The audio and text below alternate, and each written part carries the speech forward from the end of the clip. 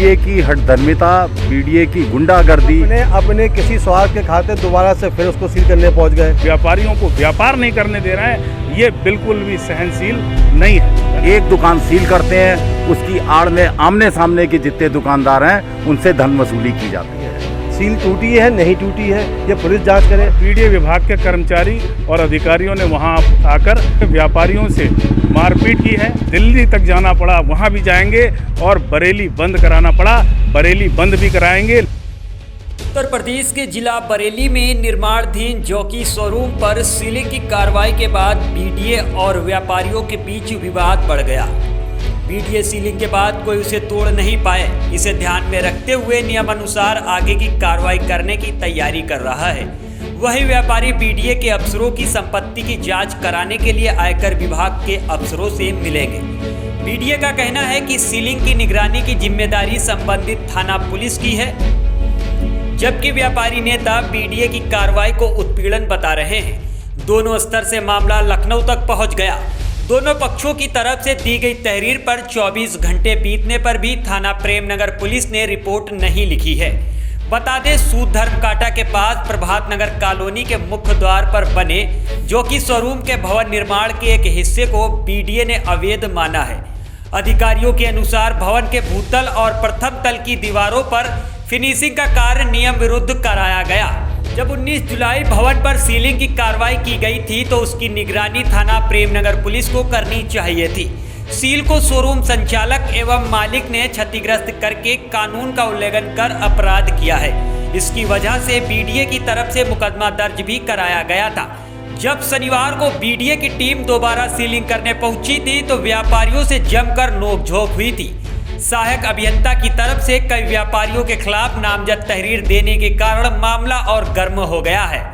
इस मामले को लेकर व्यापारी संगठन भी आगे की रणनीति बना रहे हैं कि अगर कार्रवाई हुई तो वो भी बीडीए के अधिकारियों के खिलाफ मोर्चा खोलेंगे।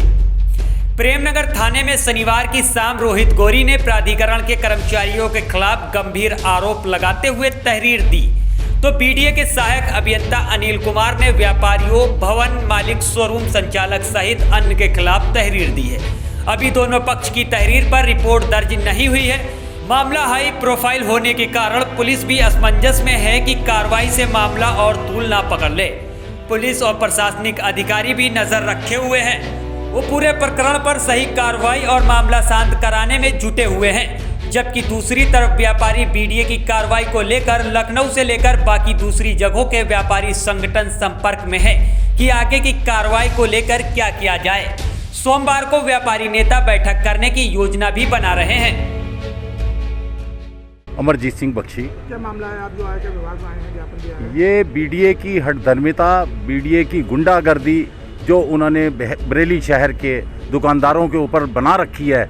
एक दुकान सील करते हैं, उसकी आड़ में आमने सामने के जितने दुकानदार हैं उनसे धन वसूली की जाती है।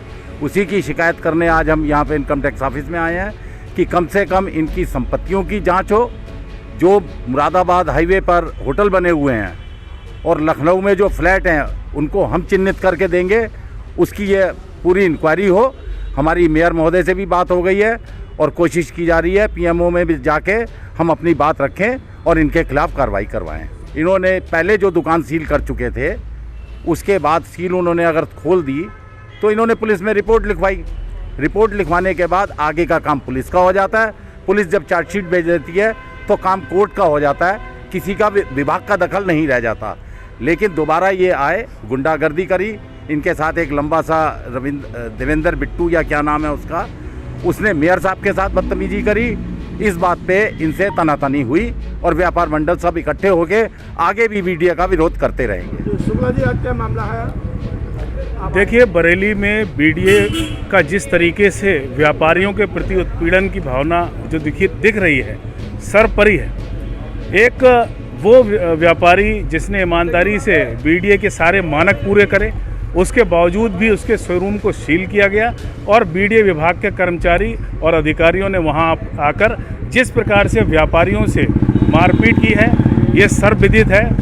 आज बरेली के सारे व्यापार मंडल एकजुट होकर यहाँ पर आयकर विभाग के अधिकारी के पास आए हैं कि इनकी भ्रष्ट अधिकारियों की जांच हो और अभी हम योगी जी के पास भी लखनऊ बरेली का व्यापार मंडल के सभी लोग मिलकर जाएंगे।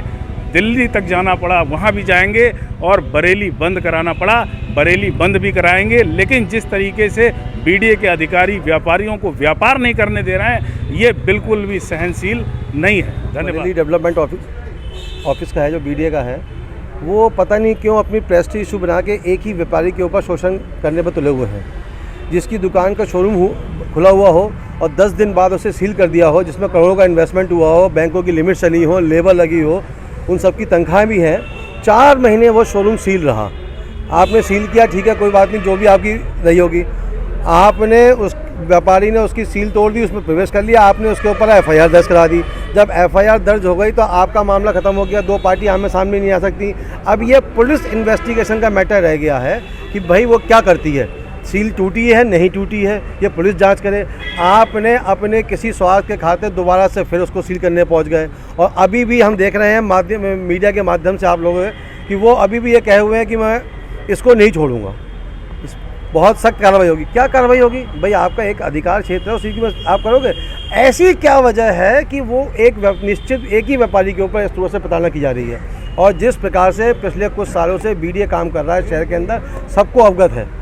जहां हमारे प्रदेश के यशस्वी मुख्यमंत्री जी इन्वेस्टमेंट मीट कर रहे हैं, व्यापार को बढ़ावा देने के लिए कर रहे हैं, उद्योगों को बढ़ावा देने के लिए कर रहे हैं। आज हमारे शहर के कई ऐसे युवा साथी हैं जो बीडीए की खौफ की वजह से अपने शोरूम नहीं बना रहे हैं, अपनी दुकानें नहीं बना रहे हैं। वो वक्त के साथ यहाँ को बदलना चाहते हैं लेकिन शोरूम नहीं बना पा रहे हैं। क्यों? वो देख रहे हैं कि अगर हमने किया तो हमारे लाखों रुपये तो वहाँ ही चले आएंगे। वो किस पूंजी से अपना व्यापार शुरू करेगा और किस पूंजी से अपना शोरूम बनाएगा?